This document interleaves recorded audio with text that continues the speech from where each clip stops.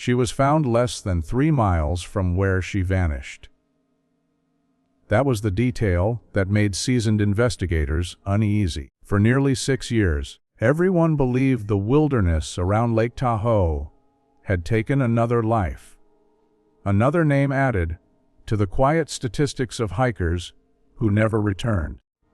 There were mountains. Water cold enough to stop a heart in minutes. Forests dense enough to erase a person completely. When she was finally found, none of those explanations mattered anymore, because she was alive. And she refused to speak. In July of 2016, 16-year-old Emily Carter disappeared during a weekend family trip near Lake Tahoe. The area was familiar to her family. They had visited every summer for nearly a decade. Emily wasn't wandering into unknown terrain. She was walking a lakeside trail she had already taken dozens of times. On the afternoon she vanished, Emily told her parents she was going to walk ahead and take photos near a rocky overlook. It was less than a mile away. Clear weather. Plenty of foot traffic. No reason for concern. She never reached the overlook. Witnesses later reported seeing her pass them on the trail. Headphones in, camera strap across her chest, moving at an unhurried pace. The last confirmed sighting placed her near a narrow section where the trail curved away from the water and into thicker trees. Her footprints continued for another 50 yards, then stopped, not at the edge of the lake, not near a slope, not where someone could easily fall. They stopped in the middle of packed dirt. Search teams arrived within hours. Dogs tracked her scent to the same spot and refused to go further. Divers scoured the shoreline and deeper sections of the lake. Helicopters scanned the forest canopy. Volunteers combed the area in widening circles. Nothing. No clothing, no camera, no phone. Just silence where a girl had been moments earlier. By the end of the first week, hope had already begun to fracture. The water temperature made survival unlikely. Wildlife explanations were considered, then quietly dismissed. There were no signs of struggle, no blood, no torn fabric. Emily Carter had not been attacked. She had been removed. That was the word one ranger used privately. It never appeared in the official report. After 3 months, the case stalled. After a year, the trail reopened. After 5 years, Emily's parents moved out of the house near the lake they could no longer bear to visit. Then, in November of 2022, a hiker reported something strange on a closed-service road in a wooded area southeast of Lake Tahoe. A girl standing barefoot in the snow. She wore clothing far too thin for the temperature. An oversized jacket, jeans soaked at the cuffs, no shoes. Her hair hung unevenly down her back, tangled and matted as if it had not been cut in years. She did not ask for help. She did not react when approached. She simply stood there, staring at the ground, breathing slowly, as if waiting for permission to move. When paramedics wrapped her in a blanket and lifted her into the ambulance, she didn't resist. She didn't speak. At the hospital, fingerprints confirmed what no one was prepared to accept. The girl was Emily Carter. She was 22 years old, and she had not said a single word since being found. Emily Carter was conscious. That was the first thing doctors confirmed. She tracked movement with her eyes. She responded appropriately to light and sound. Her motor functions were intact. Reflexes normal. No signs of head trauma, stroke, or neurological degeneration that could explain muteness. She simply did not speak.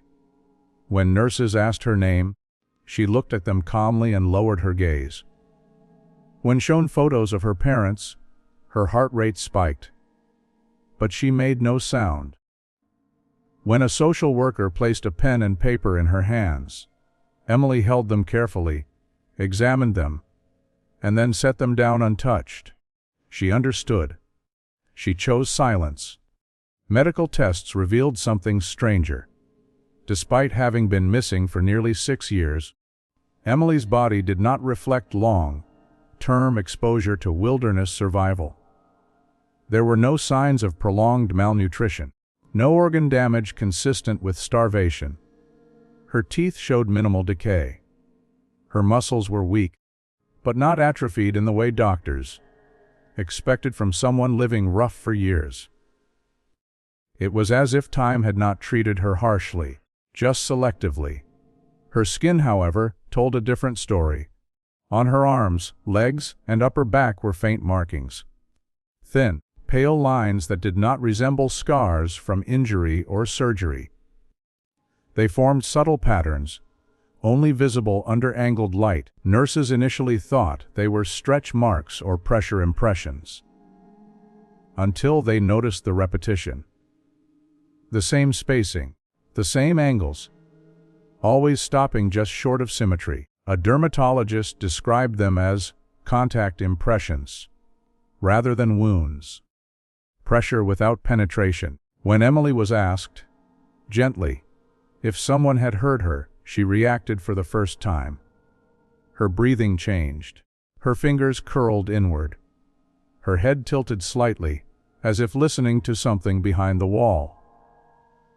Then she shook her head once, slowly, deliberately. No. Investigators returned to the original disappearance site. The trail near Lake Tahoe had changed over the years. Rerouted slightly, widened for safety. But the exact location where Emily's footprints ended was still identifiable in old photographs. When surveyors overlaid those images with current satellite data, they noticed something subtle. The curve of the trail no longer matched. It had been adjusted, not by erosion, not by construction, by growth. Trees leaned differently now. Underbrush had filled space that once felt open. The forest had narrowed the trail's memory of itself.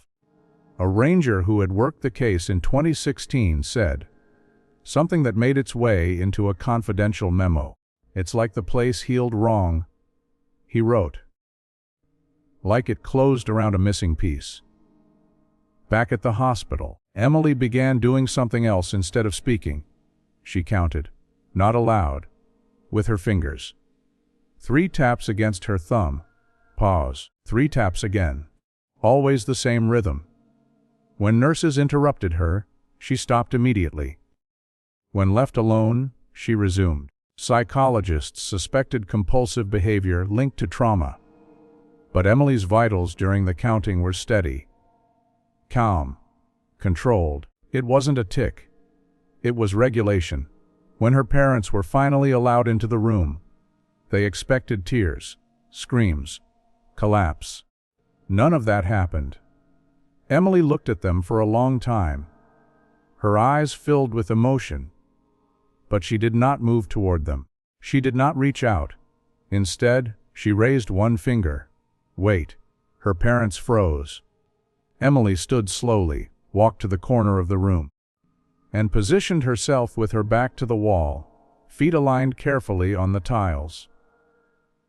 Only then did she look back at them, as if standing correctly mattered. As if being in the wrong place might cause something irreversible. The psychologist present wrote one sentence in his report that unsettled everyone who read it later. The patient behaves as if silence is not an absence of communication, but a condition she must maintain. That night, a nurse on duty reported something that was never included in the official file. At 3:12 a.m., Emily opened her eyes abruptly and sat upright. She looked directly at the door and pressed her finger to her lips, not to silence the room, but to remind herself. Whatever Emily Carter had endured near Lake Tahoe had not taken her voice. It had taught her when not to use it. Investigators had always assumed Lake Tahoe was the threat. Cold water, steep drop-off, currents strong enough to pull a person, under without warning.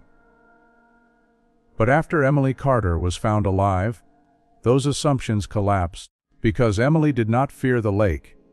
She feared edges. Doctors noticed it during routine examinations. Emily tolerated open spaces poorly. Hallways made her tense. Windows unsettled her. She preferred rooms with solid walls and corners. Places where boundaries were obvious and stable. When asked, through written questions, if she had been in the water at any point during her disappearance, she shook her head immediately. No hesitation. No ambiguity. The lake, it seemed, had never taken her. Attention shifted to the forest. In 2016, search teams had focused heavily on shoreline and elevation drops. The wooded section, where Emily's footprints ended, had been searched, but not deeply. It was considered transitional terrain. Nothing that would trap a person for years. That assumption was wrong. When investigators revisited the area with fresh perspective, they noticed something old searchers had missed. The trees were too evenly spaced, not planted, not maintained, but subtly aligned, as if growth had been encouraged in a particular way over time. Light filtered through the canopy unevenly. Sound behaved oddly, dampened in certain directions but sharp in others. And there, just off the original trail, was a faint depression. Not a pit, not a hole, a flattened place. Soil compacted without disturbance. No dig marks, no signs of collapse. It looked as if something had rested there repeatedly, compressing the earth just enough to remember the shape. Ground-penetrating radar showed nothing beneath it. Not empty space, not solid mass, just refusal. When Emily was shown aerial photos of the site, she reacted instantly. Her hand trembled. Her counting stopped. She looked away. Then, slowly, she nodded. That was where she had gone.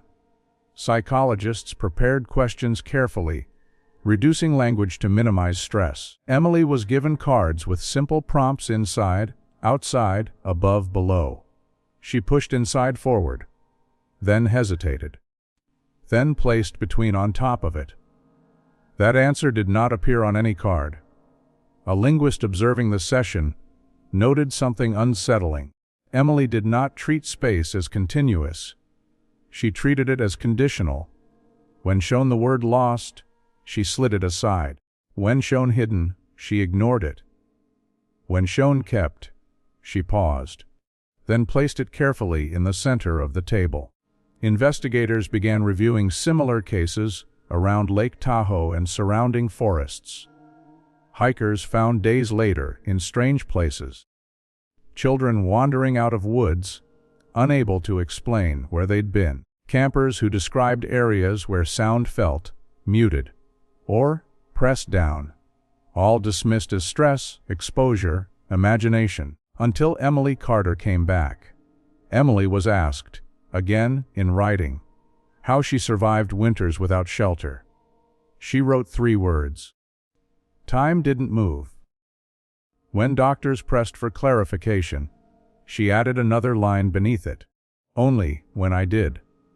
That answer raised alarms. Neurologists ruled out dissociative time perception. Emily showed no signs of memory fragmentation or delusion. Her sense of chronology was intact, just not continuous. It was transactional.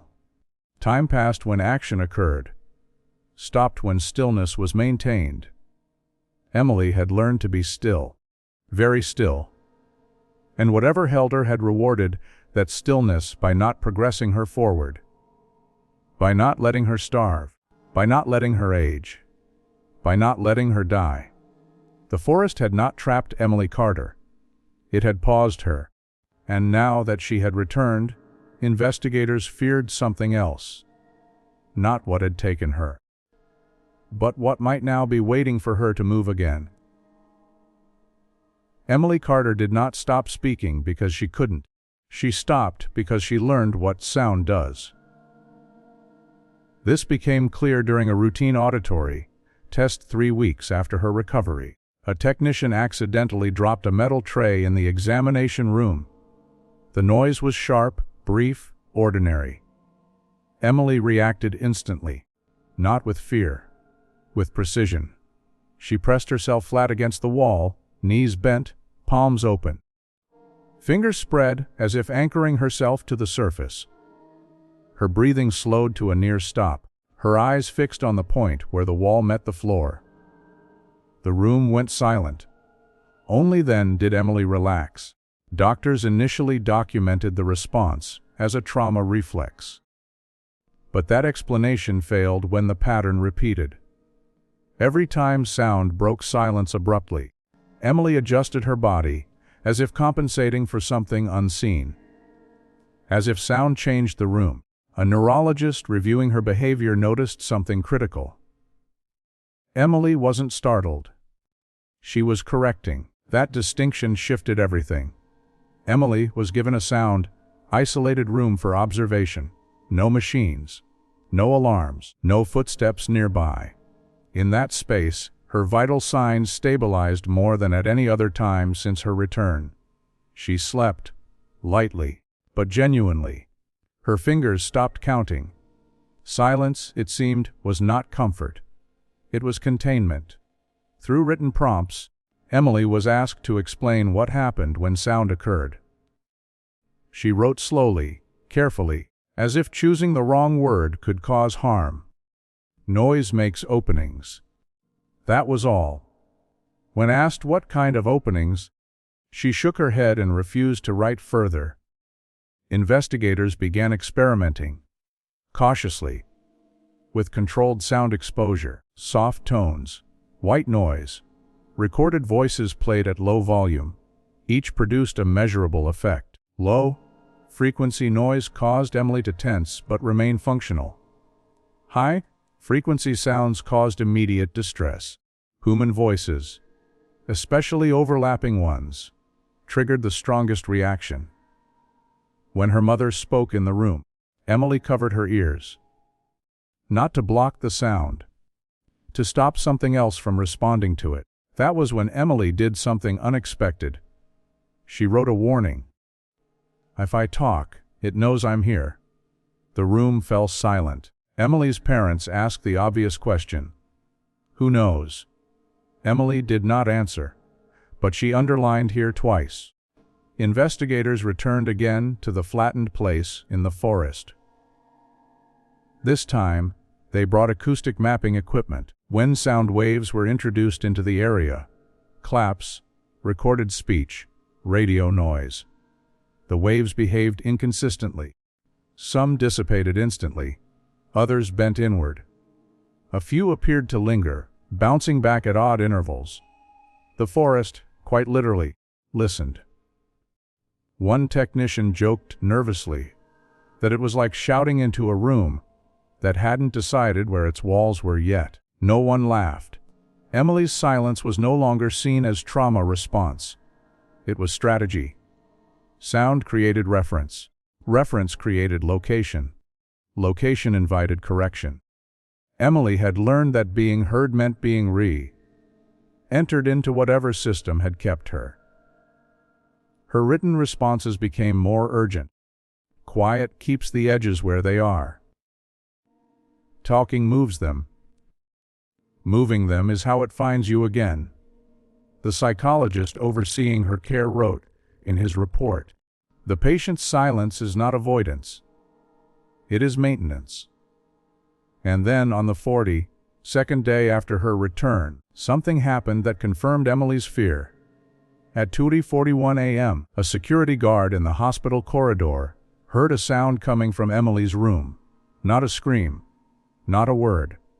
A single syllable. Soft. Unintended.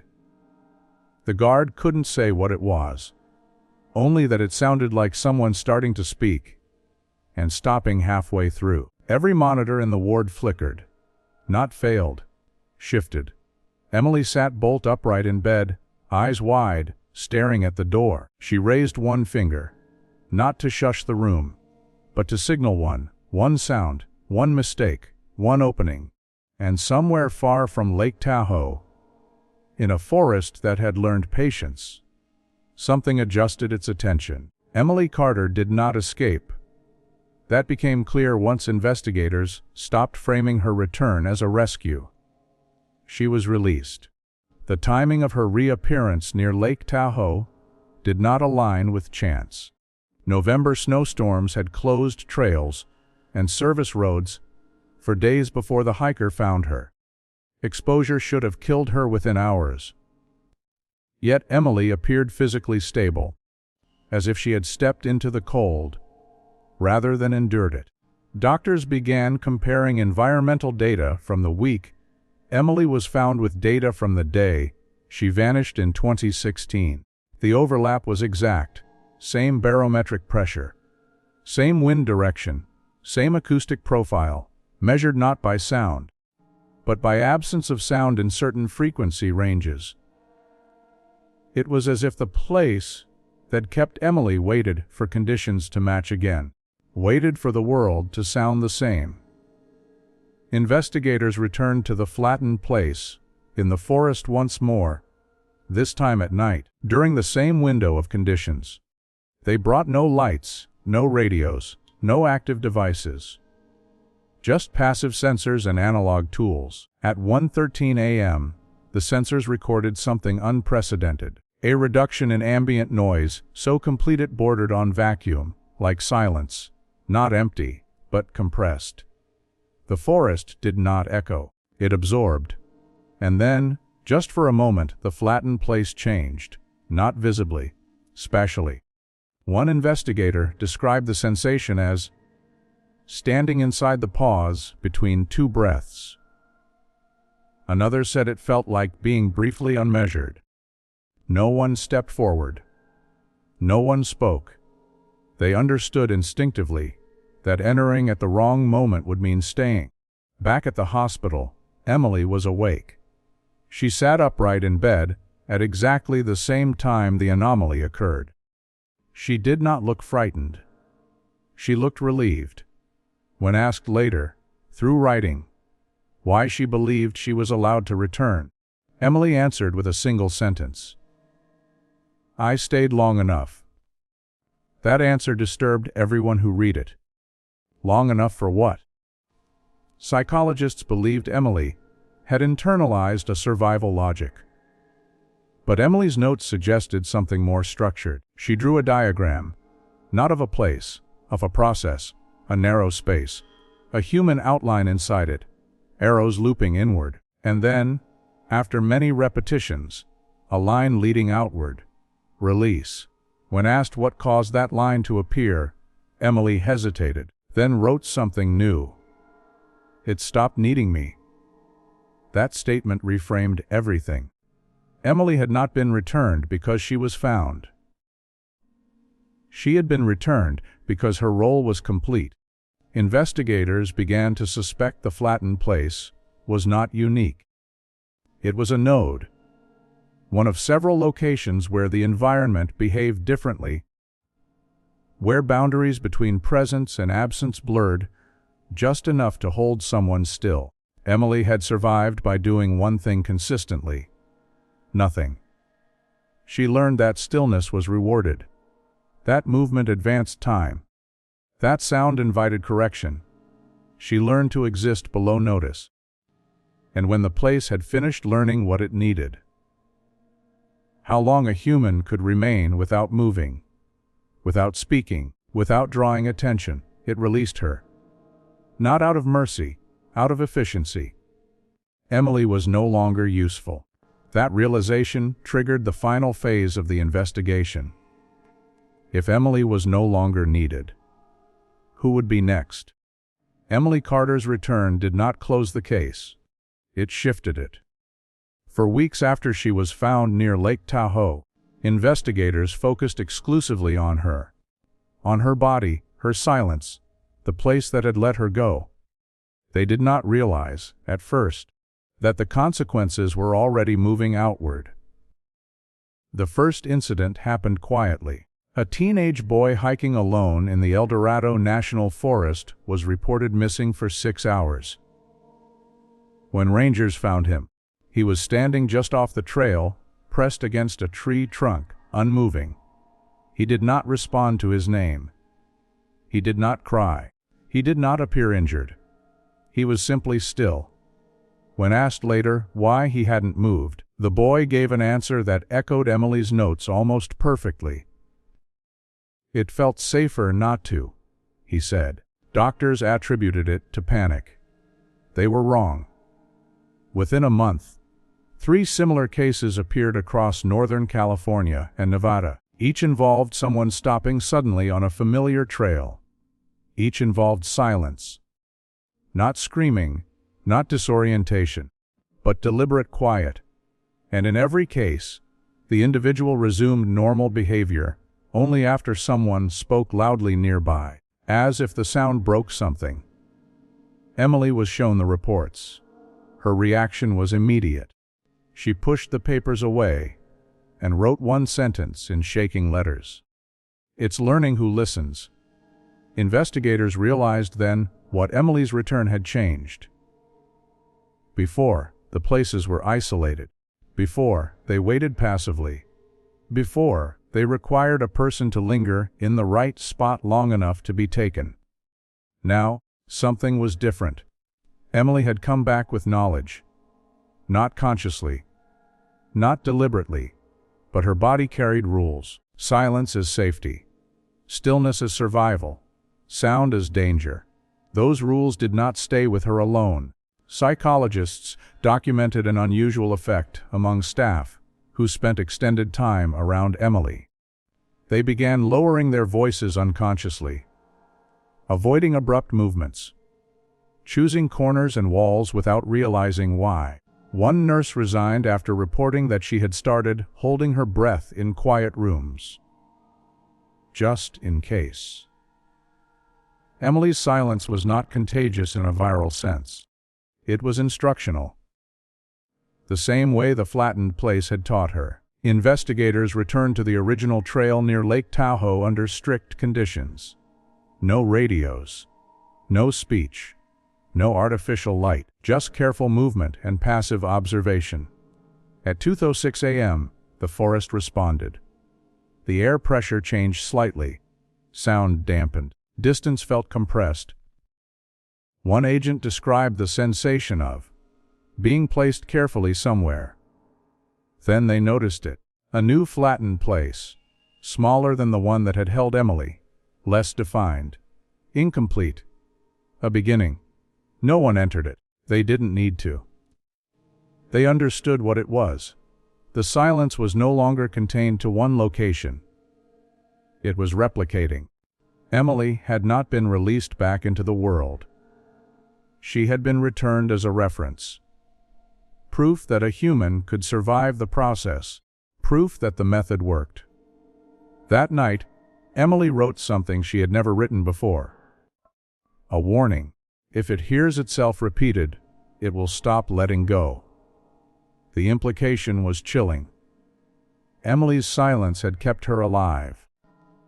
But if enough people learned the same lesson, stillness would no longer be special. And the places that listened would no longer need to release anyone.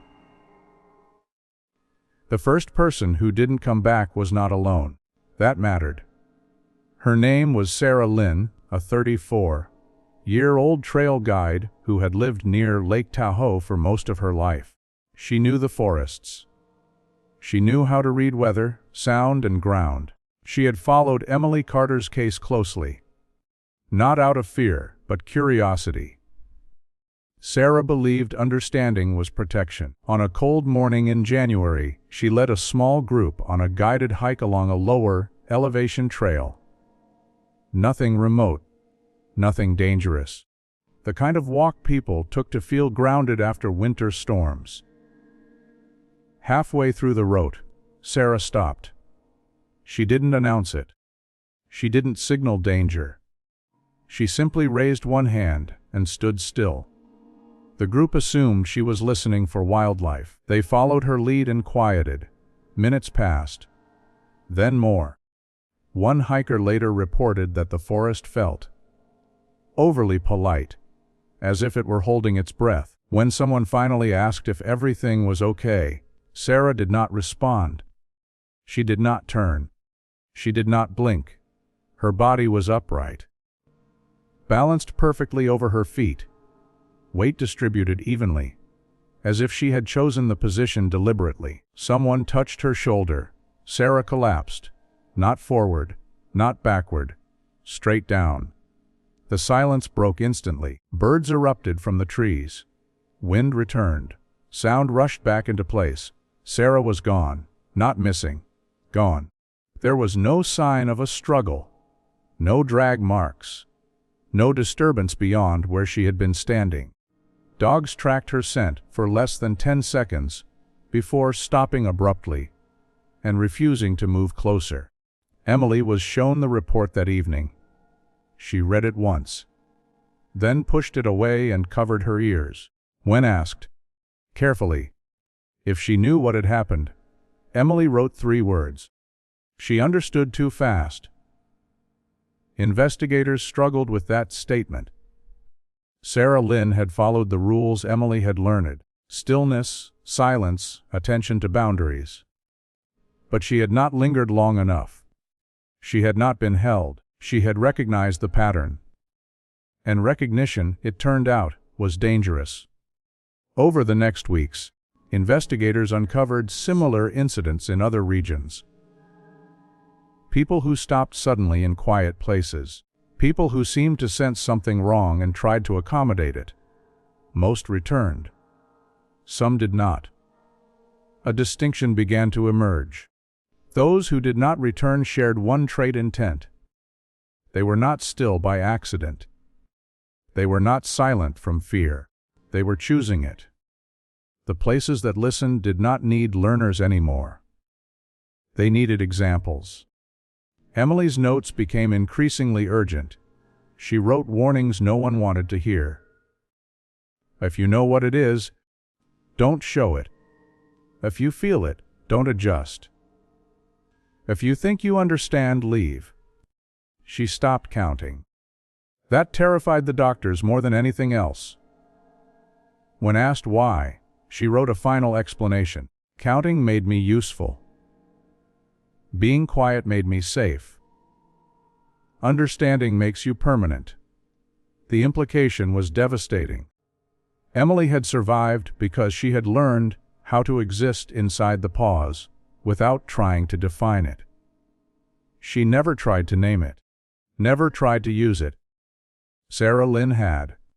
And that was why she did not come back. The places that listened were no longer passive. They were selecting, not for vulnerability, for awareness.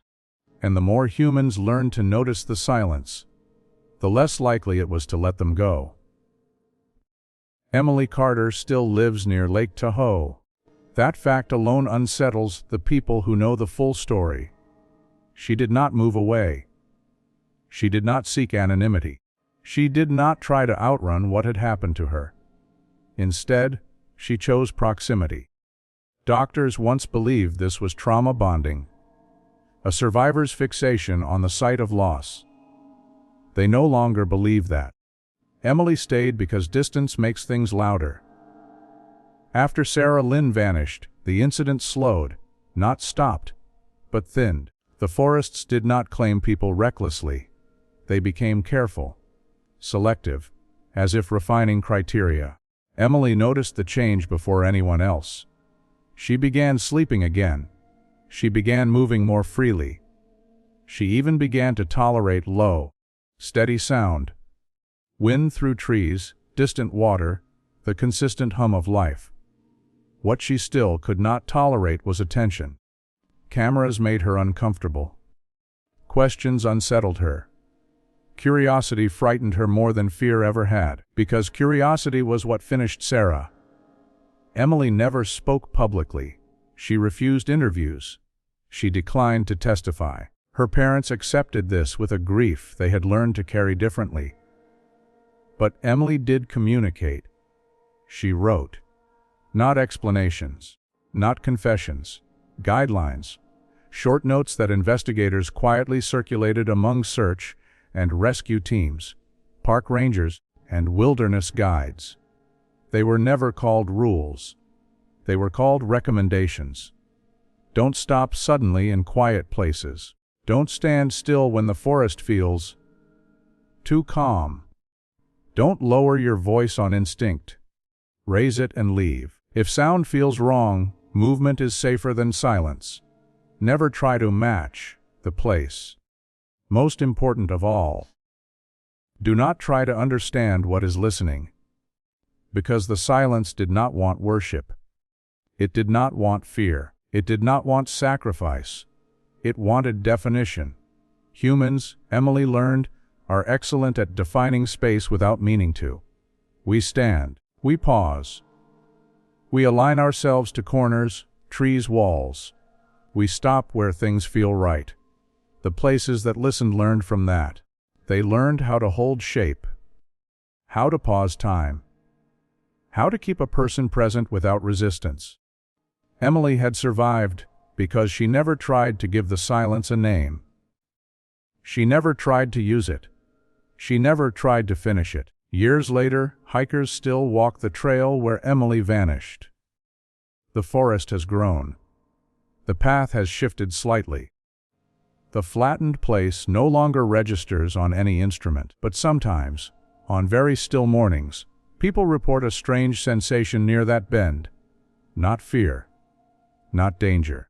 A sense that the world is waiting to see what they will do next.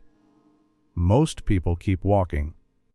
A few stop. Rangers are trained now to intervene gently when they see it. Encouraging conversation, movement, noise. Anything to break the pause. Emily once wrote a final note. Tucked into a file, no one expected her to read back. It doesn't take you because you're weak.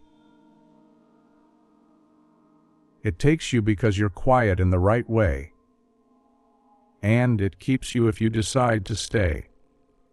Emily Carter came back because she never decided to. She waited. Long enough for the silence to lose interest. Long enough for the place to finish with her.